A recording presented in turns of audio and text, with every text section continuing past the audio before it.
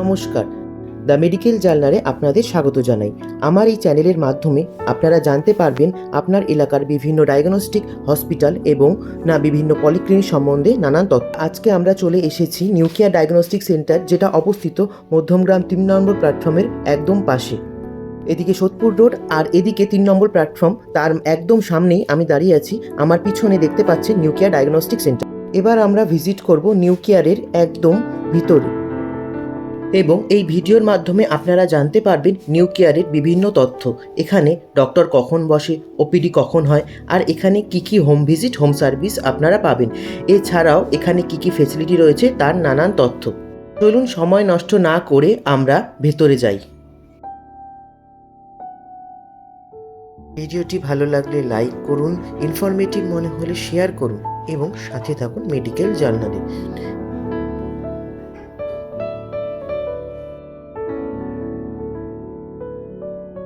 New care diagnostic centre first ফ্লোরে হলেও এখানে কিন্তু লিফটের ব্যবস্থা আছে, এছাড়াও আছে হুইল চেয়ারের ব্যবস্থা, এবং কোনো রকম এমার্জেন্সি সিচুয়েশনে আছে এখানে অক্সিজেনের ব্যবস্থা।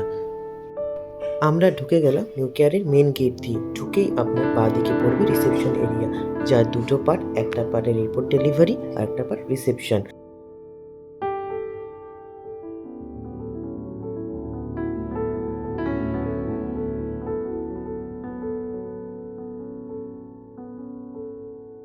এবং আপনার ডান দিকে পড়বে বিভিন্ন নোটিশ বোর্ড, সেখানে বিভিন্ন লিগাল নোটিশ লাগানো আছে। আপনাদের জ্ঞাতার্থে জানিয়ে দিই, নিউ কেয়ার কিন্তু NABL অ্যাক্রিডিটেড এবং ISO সার্টিফাইড ল্যাব। আপনারা সেখানে সেই সার্টিফিকেটগুলি দেখতে পাবেন। এবং তারপরে আমরা দেখে নিলাম নিউ কেয়ারের ফ্লোরে, যেখানে সিটিং অ্যারেঞ্জমেন্ট যথেষ্ট রয়েছে। তারপর আমরা চলে গেলাম বিভিন্ন ডিপার্টমেন্ট ঘুরে দেখার জন্য। প্রথমেই চলে গেলাম এক্স-রে ডিপার্টমেন্টে।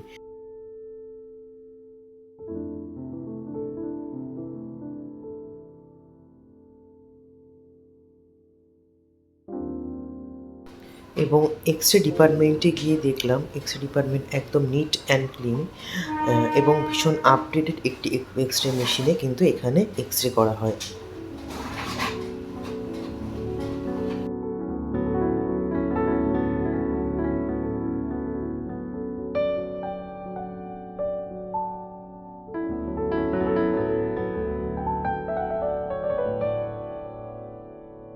তারপর এক্স-রে রুম থেকে বেরিয়ে সামনে কার্ডিও রুমে ঢুকে পড়লাম।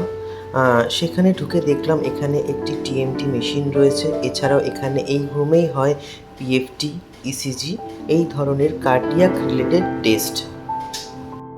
এবং এই রুমটিও কিন্তু যথেষ্ট পরিষ্কার পরিচ্ছন্ন। কার্ডিও রুম থেকে বেরিয়ে আমরা চলে গেলাম প্যাথোলজিতে, অর্থাৎ যেখানে প্যাথোলজিক্যাল টেস্টগুলো হয়, blood test, urine test, স্টুল test, এই টেস্টগুলো হয় সেই ল্যাবে। এবং সেখানে ঘুরে দেখলাম বিভিন্ন অত্যাধুনিক মেশিন। এখানে কিন্তু সমস্ত অত্যাধুনিক মেশিনই ব্যবহার করা হয়েছে, কোনো পুরনো বা ব্যাকডেটেড মেশিন এখানে রাখা হয়নি। মেশিনগুলো দেখেই বোঝা যাচ্ছে মেশিনগুলি কিন্তু ওয়েল মেনটেন্ড। ল্যাবটি একটু ঘুরে দেখার পর আমরা ওখানে কথা বলে নিলাম ওখানেই কর্মরত একজন মেডিকেল টেকনিশিয়ান দিদির সাথে। মেডিকেল টেকনিশিয়ানকে একটু কথা বলে নেব দিদির সাথে। দিদি, তোমার নামটা একটু বলো।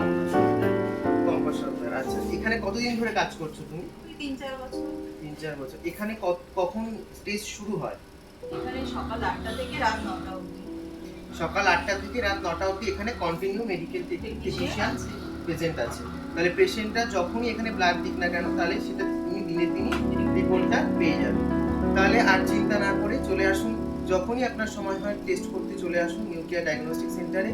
আপনার স্যাম্পল হোল্ড না করিয়ে, ফেলে না রেখে দিনের দিন টেস্ট করিয়ে নেওয়ার অ্যাসিওর করছে নিউ কেয়ার। তারপর আমরা চলে গেলাম USG রুমে, যেখানে USG এবং ইকো হয়। সেখানে মেশিন দেখলাম এবং সেখানে কর্মরত একজন সিস্টারটির সাথে একটু কথা বলে নিলাম। আপনারা নিজের মুখেই শুনুন তার বক্তব্য।